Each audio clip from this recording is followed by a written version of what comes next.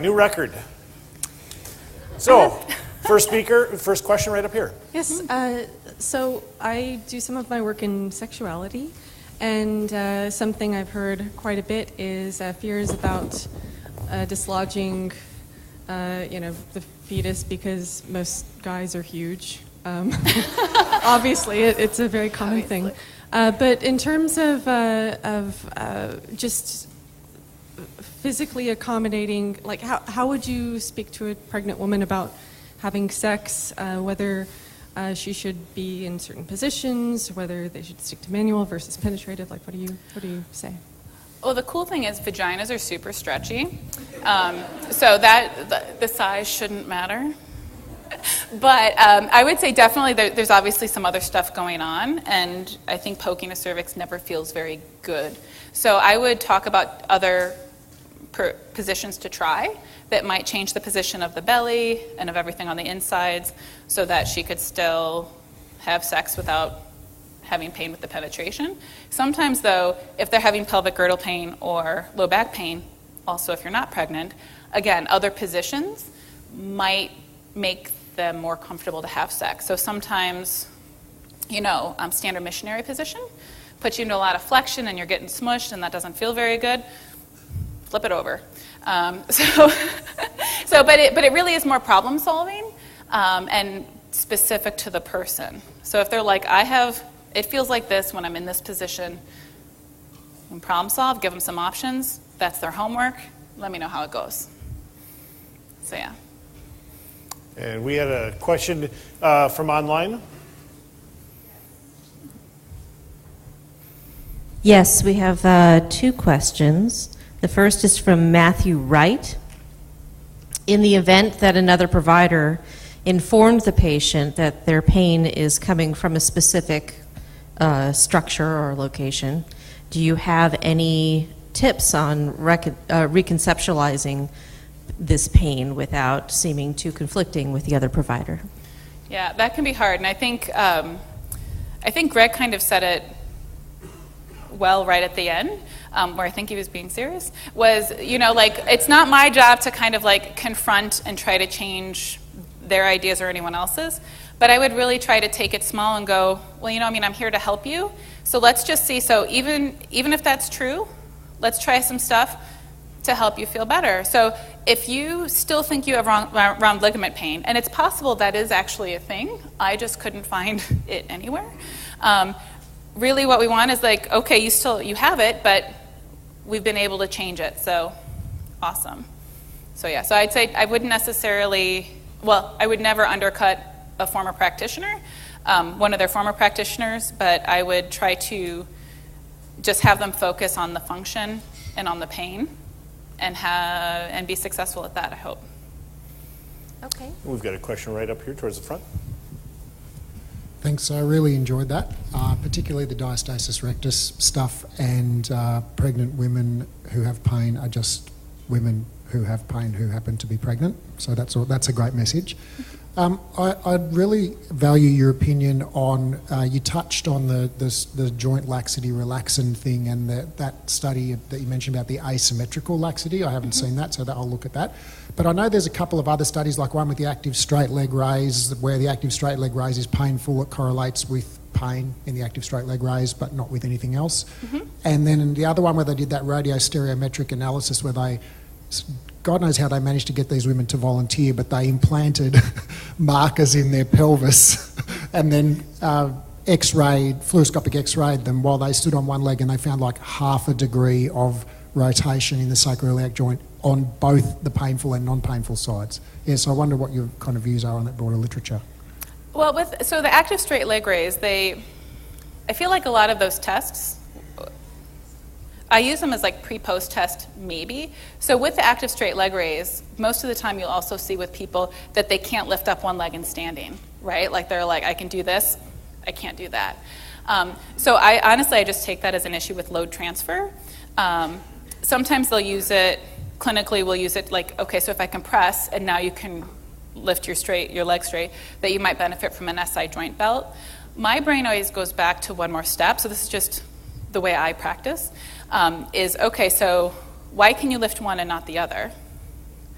is there something that isn't moving well? So that's where I usually go to the asymmetrical movement, and then actually usually, even though we assume pregnant women are loosey-goosey, there's probably a lot of stuff moving a lot more than it used to, but there might be a piece that isn't moving as much as it's supposed to. And I try to help move that, and I change it. So it's a provocative test, which is another reason why I don't do it tons, because most of the time people will tell me it hurts when I try to lift up a leg, and I believe them. So I don't probably use that test like as properly as they do in the research study. But to me, it is definitely it's a sign of like low transfer issues that you're going to see in other functional things. So that kind of answer. And the other thing, you were talking about the markers, but they saw the same change on both sides, painful and non-painful. Yeah, and that's when it was like, okay, so then it's not maybe the movement issues, like they're hurting for a different reason other than that. Yeah. We had another question right in the very back, next by the camera, and then we had a question up here too. Okay, so you'll be next after him. Thank you for a wonderful lecture on pregnancy and so on. Is there anything that would put you off using manual therapy or any time during that stage? No, just if they hated being touched. Okay. Yeah. Good answer. No, if I think it's warranted and they're open to it, then I would do it. I honestly, in my practice, I don't do tons and tons of manual therapy. I keep it pretty minimal, and use it when I think it's most appropriate. Yeah, I mean, you would really in like the guidelines that were published last year here in America for pelvic girdle pain. Manual therapy was, it said feel free to use it. I agree with you. Complete agreement. Right up here towards the front so Deborah, we'll have a mic coming up here for you in just a moment. Oh, you can. And then I think, Okay. Julie, did you have another one online? No? Okay. Okay. Hi. Hello. So we would never suggest someone training for a marathon by doing nothing, yet women are about to embark on a 10, 20, whatever hour labor, and the conventional wisdom is to walk, do some yoga. Where do you, there's nothing wrong with those things, but it certainly doesn't train you for an endurance event. Where do you think this fear-mongering comes from? Goodness, I think, and this is just Sarah's opinion, I think some of it's social. Like, women are delicate, just put them in goodness, if you look at like old queens of England, like you like go into a room for months and you just lie there. I think some of it's social and cultural, but I also think that it's hard to study pregnant people because over the years we have conventional care, and it is what it is. Now, to change that convention, you're going to have to do a study and be really convincing.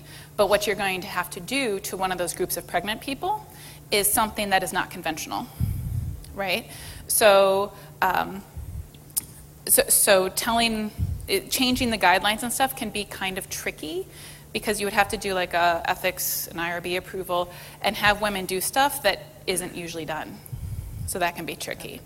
And really, what we do know is that as far as women being active, is that if they can be more active, there's a lot of good things that happen for them and the baby. Would I suggest someone who's coming into me 6 weeks pregnant that they start training for a marathon? No. But if someone is currently training for a marathon or a weightlifting competition or anything else, golly, keep at it until, you're being monitored by your OB. It's not my job to stop you. It's my job to help you keep doing it for as long as you want. So I think things can change. I think if women want them to change, we can change them. But we need to do more reports and case studies and grow that. Yeah, I think it's being pregnant and having babies is not for wusses.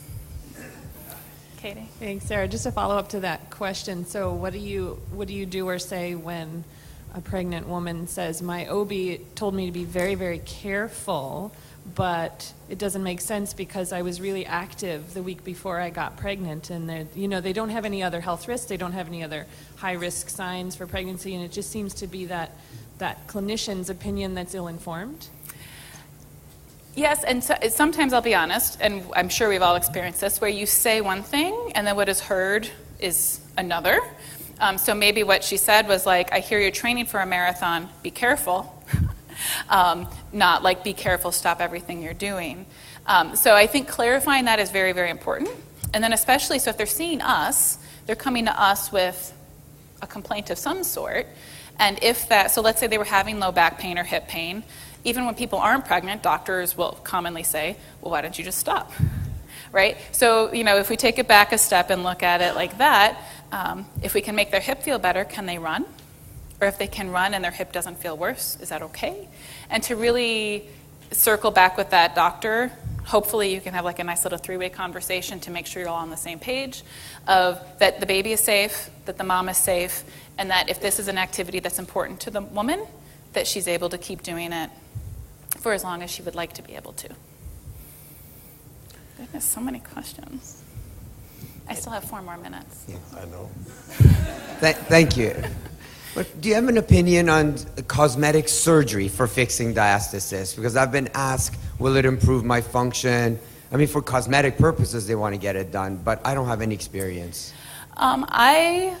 So I have opinions. What I will tell you is I've only had one patient in my 15 years actually go through with that, and it was primarily for aesthetics.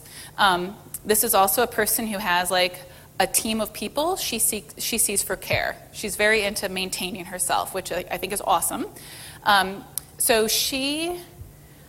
saw her over the course of 3 babies, and now the youngest one is like 5, and she finally decided to have it fixed. And what she told me was that she felt more grounded and connected, and that she was not pleased with her belly button. As far as function, she was already back to doing everything she wanted. So other than feeling like she felt like more, like she described as more grounded, but she had like some like SI joint complaints. She said that was better. However, she still comes to see me about 4 times a year, so for that complaint, so I don't know. I would say, my opinion would be for that, is that if a woman is considering it, to get really strong, get as active as she can beforehand, and think about it, and see if that meets her goals. Because even if it does not, if she goes in to have that surgery, one, abdominoplasty, not easy either, not for the weak of heart. And so if she's going to go do that, she wants to have the best foundation possible to get the results that she wants. So if it is primarily aesthetics, I'm not here to judge, but she's going to want to go in with as good as a foundation as she can. Good. Another question? I was hoping you could touch on pubic symphysis diastasis. How often you're seeing that, what the research says? Yeah, so what the research says is there does seem to be a little bit of separation, but a true diastasis, like pulling apart, doesn't actually happen that frequently. I have seen one person during a twin delivery actually separate. That's a problem. She had to have that externally fixated. But I don't see it lots. So a lot of women, I think what actually is happening is things are moving more. And again, I think it tends to be more of it's not that it's moving too much, but it kind of gets stuck in one position, and then trying to get things to move as well as possible. And like I said, that's where a belt can come in handy. I haven't seen it typically be an ongoing long-term problem after delivery. So I kind of just look at it functionally. If the belt feels good, awesome, but I really haven't seen any studies, and we actually don't even know what normal pubic symphysis width is, so I just treat it clinically, really. Is that helpful? Okay. We've got a question up here in front, and while the microphone is, I'm sorry.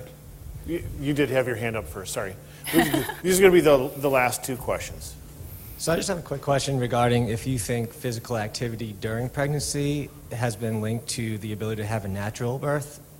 Because my wife stayed really active during her pregnancy. She actually was at CrossFit the day we had a baby. It reminded me a lot of that marathon runner. But she was able to have a 17-hour, no meds, no epidural birth. So I didn't know if there was any link between, staying active during pregnancy with being able to have a natural birth. I don't know the answer to that. I would suppose that being in better shape for an endurance event such as delivery would be great, but I also think that's where we get into the psycho and the social as well, because if you have like the to get through a marathon and you just get a medal and a banana, and then you have labor and delivery where you get a baby at the end, I feel like that might be super motivating, and if I have that mindset, you know, I'd say that would be a helpful skill to have. All right, the question right here in the second row. Sarah, thanks a lot. This was great. I'm a labor and delivery nurse. I've been for 25 years, so this was wonderful.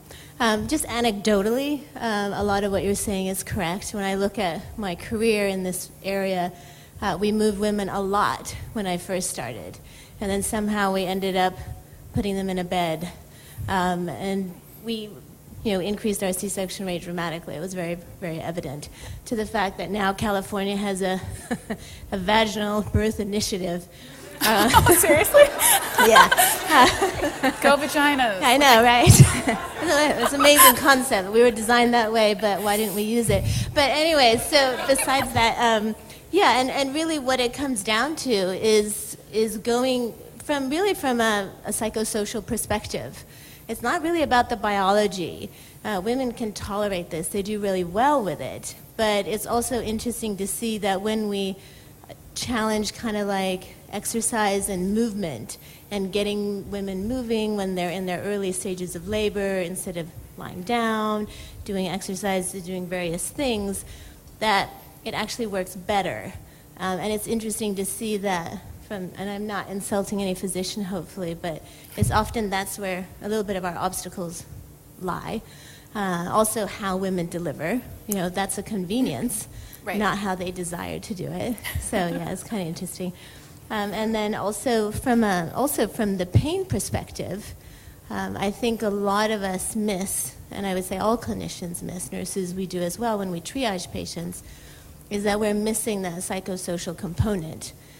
Violence against pregnant women is pretty extreme, and there's a lot of issues around that. And so we do now take initiatives to ask about safety, ask about concerns that they might have, because we think that drives some of the pain that we see women coming in with, that physicians might label as round ligament pain, etc., really fall in a different realm. Yeah, very true. Thank you. Yeah, thank you. All right, thank you, Sarah.